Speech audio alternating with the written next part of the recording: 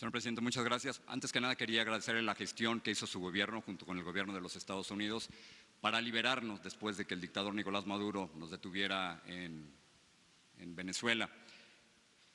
Todavía no nos regresan nuestros equipos ni la entrevista. Yo sé que usted no le quiere llamar dictadura a Venezuela, pero nosotros lo vivimos en carne propia. Pero estoy aquí no para hablar de Venezuela, sino para hablar de México y le tengo dos preguntas. La primera es que a nivel de criminalidad las cosas no han cambiado en México, señor presidente. Durante sus primeros 3 meses asesinaron a 8,524 mexicanos. Si continúan las cifras igual, el 2019 va a ser el año más sangriento y violento en la historia moderna de México. Qué bueno que trajo a miembros de la futura Guardia Nacional. Veo demasiados militares para una Guardia Civil, pero qué bueno que los trajo, porque para que ellos den resultados faltan muchos años. Así que la pregunta es, ¿qué va a hacer a corto plazo para que no maten a tantos mexicanos y para que México no siga siendo uno de los países más peligrosos del mundo para ejercer el periodismo? Entre paréntesis, no ayuda que usted desacredite a los periodistas, señor presidente, o que pida que un medio revele sus fuentes. Eso es un ataque a la libertad de prensa. Si usted hubiera dado a conocer la carta al rey de España, Reforma no hubiera tenido que filtrar o buscar fuentes confidenciales. Pero la pregunta central es, ¿qué hacer para que ahora no maten a tantos mexicanos? Estamos trabajando todos los días, Jorge, como nunca. Antes los presidentes no se levantaban temprano para atender el principal problema, que es el de la inseguridad y de la violencia. Yo desde que tomé posición, todos los días, de lunes a viernes, tengo una reunión con el Gabinete de Seguridad. Todos los días, de 6 de la mañana a 7 de la mañana. Y yo personalmente recibo el reporte de lo que sucede en todo el país, de los delitos que se cometen en todo el país. No había, porque esto no se dice, ni siquiera una estadística confiable diaria de los delitos cometidos en el país. Los presidentes no se hacían cargo de este tema, delegaban solamente que se presentara un asunto grave y desgraciadamente pues eso era casi del diario. Le pasaban al presidente en turno una tarjeta para informarle. Ahora ya no es así. Heredamos… Muy violento, señor presidente. Ese es el problema, que si sigue así el 2019 va a ser terrible. Sí. El peor año que recordemos. Sí, hemos controlado la situación según nuestros datos. Los datos que yo tengo dicen otra cosa, no están controlando, al contrario, siguen muriendo muchos mexicanos. Sí, nos dejaron un país con mucha violencia porque había impunidad y mucha corrupción que ya no hay. Aparte de atender el asunto… Impunidad sigue habiendo, los feminicidios, los asesinatos a 6 periodistas durante su gobierno. Estamos nosotros atendiendo este tema, Jorge. No había ni siquiera elementos para garantizar la seguridad pública, porque no podía el Ejército ni la Marina atender por ley, no estaban facultados para actuar en materia de seguridad pública. Vamos nosotros a resolver el problema. Ya no se está siguiendo la misma estrategia, una estrategia equivocada. Desde hace más de 10 años, 2 sexenios, se pensaba enfrentar la violencia con la violencia. Los gobiernos estaban dedicados a saquear, a robar, y no representaban al pueblo. Se abandonó el campo, no se crearon empleos, se alentó la migración, se abandonó a los jóvenes, imperó la corrupción. Te voy a dar un dato. Creció la violencia al mismo tiempo que creció la corrupción. En el último reporte de Transparencia Internacional, México ocupó el lugar 136 en el mundo en corrupción. Y con la política neoliberal que ya cancelamos, que ya no se va a aplicar, porque fue una política de pillaje, de saqueo, apenas se creció en 36 años al 2% anual. México fue de los países con menos crecimiento económico. Y si no hay crecimiento económico, no hay empleos. Y si no hay empleos, no hay bienestar. Y si no hay bienestar, no puede haber paz y tranquilidad. Entonces, ¿qué hacían? Operativos, cárceles, queriendo enfrentar la violencia con la violencia. Ya esa política no se continúa. Ahora estamos atendiendo a la gente humilde, a la gente pobre, para que, sobre todo los jóvenes, no se vean obligados a tomar el camino de las conductas antisociales. Todo esto nos va a llevar algún tiempo, pero ya comenzó esta nueva política y esto tiene como complemento la perseverancia, la coordinación. Anteriormente la Marina actuaba por su cuenta, el Ejército hacía lo propio, la Policía Federal también, las policías estatales, las policías municipales. Ahora ya no, ahora hay coordinación. Ahora se aprobó una reforma constitucional. Pero no resultados, señor presidente. Claro que sí hay resultados. Las cifras indican que sigue aumentando el número de asesinatos, 8.524 en los 3 meses primeros. No han aumentado. No, claro que han aumentado, por No, supuesto que sí. Sí. Yo tengo otra información. ¿Son cifras de su propia Secretaría de Seguridad? Sí, pero yo te invito para que las revisemos. ¿Esas no son ciertas? ¿Las cifras de las de nosotros no son ciertas. No, le pregunto que sí. Las cifras de su Secretaría de Seguridad no son ciertas. Dicen que murieron 8.524 mexicanos en los primeros 3 meses. Vamos viéndolas. Yo no te voy a decir, porque no me gusta decir mentiras. A ver, ¿por qué no pones la gráfica del promedio diario? Sí, pero no es cuestión de promedio diario, es cuestión de cuántos mexicanos han muerto durante los primeros 3 meses. No. Y yo traigo mis fuentes aquí. En dos sexenios,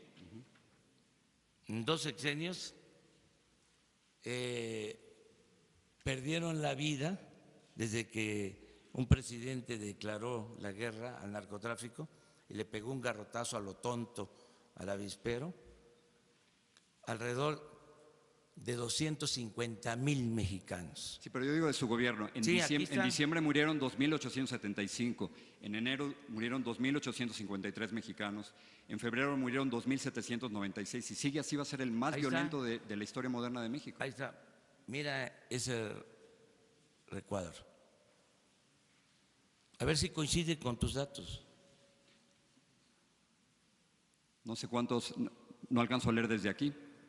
A ver, yo te digo. Vamos a acercarnos a ver.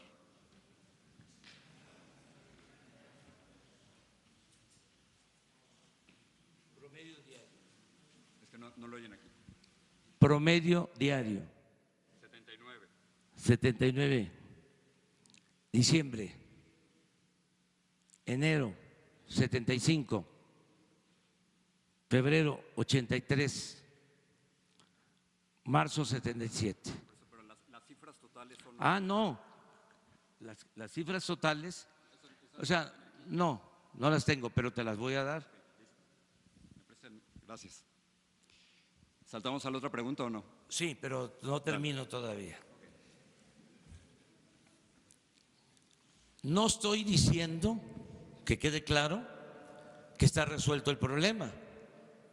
Lo que estoy diciendo es que hemos mantenido los niveles que existían anteriormente, o se revirtió la tendencia que traíamos sobre el delito de homicidios.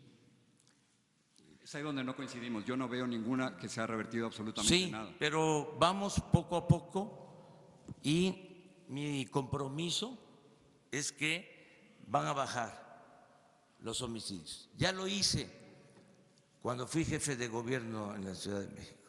Cuando llegué eran 3 homicidios diarios y dejé un promedio de 1.8, bajé 30% los homicidios cuando fui jefe de gobierno en la ciudad. Es lo que aspiro ahora, es el compromiso que tengo. Entonces, vamos a resolver esto. En cuanto a lo que dices del Reforma, yo creo que garantizando la libertad de expresión, sin censura, no hacer lo que se hacía anteriormente, cuando el Reforma protegía a gobiernos del periodo neoliberal,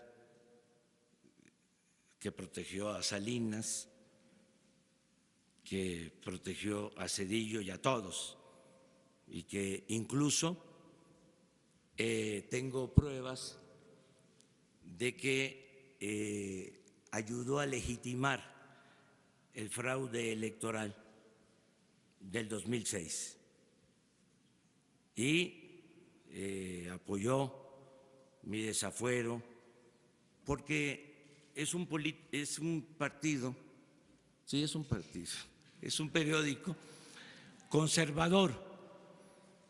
¿Sí? Pero independientemente de esa postura conservadora,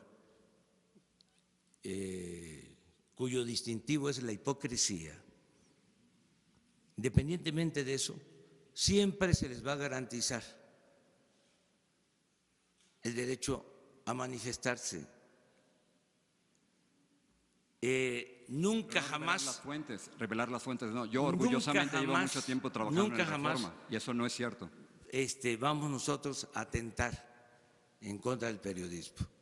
No va a pasar lo que sucedió, y ellos no dijeron absolutamente nada, cuando un gobierno de derecha, conservador, expulsó a José Gutiérrez Vivó, lo desterró, o lo que pasó en el sexenio pasado con Carmen Aristegui. Eso jamás, Jorge, va a suceder. Pero ¿no cree que revelar las fuentes, pedir que revelar las fuentes es un ataque a la libertad de prensa? No, no es ningún ataque. Es que si lo es, hay periodistas que van a la cárcel para no revelar las No, fuentes. pero… Ningún periodista, señor presidente, va a revelar las fuentes, ninguno. no. Y si usted hubiera publicado la carta, no hubieran tenido que usar fuentes confidenciales. Pero que no revelen las fuentes, Jorge. No es obligatorio, ni va a haber coerción, no va a haber represión. O sea, ya no está pidiendo que revelen las fuentes. No, si lo dije desde el principio. No, usted había dicho otra cosa. No, usted había pedido que lo revelaran dije las fuentes. Desde el principio, el primer día dije, y si no quieren revelar la fuente, que no las revelen. Que no lo van a revelar. No le hace. Pero ninguno de nosotros las va a revelar. No. ¿Sabes por qué lo dije? Porque quiero ejercer mi derecho a la réplica. Y nosotros a la libertad de prensa. Eso es todo. Y que haya diálogo circular. Entonces, ¿por qué ellos sí pueden plantear que haya transparencia y yo no puedo pedir que haya transparencia? Sí, pero no revelar las fuentes, No, jamás. No. En este caso se trata de una carta que se envió a un gobierno extranjero y que de repente aparece publicada en el periódico Reforma. Entonces, ese es nuestro trabajo. Por eso, si no la quieren revelar las fuentes, no hay ningún problema. Pero yo tengo el derecho de manifestarme también, ¿no? Es lo que estoy haciendo. Déjame pasar la segunda pregunta. En el 2017 en una entrevista usted me dijo que Donald Trump sí era un racista. Incluso después usted escribió un libro llamado Oye Trump, que fue muy crítico con el presidente Donald Trump. Pero desde que llegó usted a la presidencia, aparentemente las cosas han cambiado un poco. Muchos acusan a su gobierno de ser la policía migratoria de Donald Trump. La pregunta es si usted cree que el silencio es la mejor estrategia para lidiar con un bully como Donald Trump. Yo lo que considero que no debemos pelearnos con el gobierno de Estados Unidos como política y que ha habido una relación de respeto mutuo que yo estimo mucho. Yo represento a todos los mexicanos y me importa tener una muy buena relación con el gobierno de Estados Unidos. Es una vecindad necesaria, una muy buena vecindad que debemos de procurar, fincada en la cooperación para el desarrollo. Y no voy a caer en ninguna provocación, no me voy a enganchar en un debate con el presidente de Estados Unidos cuando tenemos en Estados Unidos 24 millones de mexicanos, 12 millones que nacieron en México y 12 millones de padres mexicanos. Entonces, voy a actuar de manera responsable. Tengo que reconocer que han sido respetuosos con nuestra soberanía. Cuando se negoció el Tratado de Libre Comercio y el gobierno anterior y el gobierno de Estados Unidos, el gobierno actual, querían establecer un capítulo de energía que comprometían nuestra soberanía en el manejo del petróleo, dijimos no. Y se rompieron las pláticas y después de un tiempo se restablecieron las pláticas y se aceptó nuestra propuesta para que México siga siendo un país libre, soberano en esta materia y en todo. Pero esto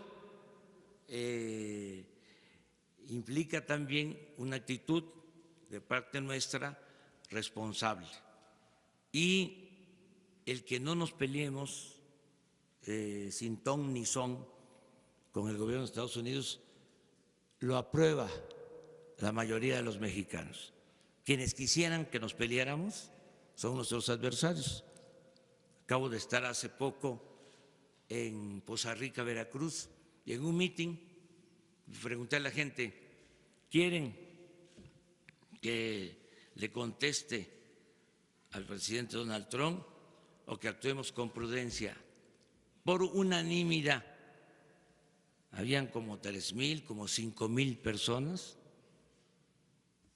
todos levantaron la mano para decir prudencia. Y esos son mis asesores. Yo escucho mucho a la gente todos los días, porque muchas veces los expertos se equivocan. Y se equivocan, entre otras cosas, porque no recogen los sentimientos de la gente, teorizan demasiado o tienen prejuicios ideológicos. Lo que hay en el fondo, Jorge, en México y en otras partes, que además no debe por qué considerarse un defecto o algo que afecte a la vida pública, lo que hay en el fondo es que son posturas distintas. O sea, ya no hablemos de capitalismo, socialismo, de fascismo, de neoliberalismo. Hablemos de que siempre han habido dos posturas, dos corrientes de pensamiento, el pensamiento conservador y el pensamiento liberal. No hablemos de derecha o de izquierda. Sí, hay en México un partido, o sea, no formal, real, que es el Partido Conservador, y existe afortunadamente un partido liberal. Entonces, los del Reforma y otros grupos, con todo su derecho, pertenecen al Partido Conservador. En apariencia se presentan como liberales, pero no lo son. Entonces, sí tenemos esta discrepancia, pero es bueno el debate, la pluralidad, el que podamos ventilar estas cosas. Esto es la democracia.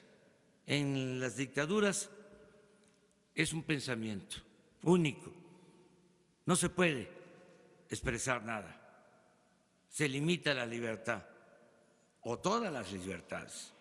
La democracia es esto que estamos haciendo ahora, o sea que podemos discrepar, pero nos respetamos y esto es sano para la vida pública del país.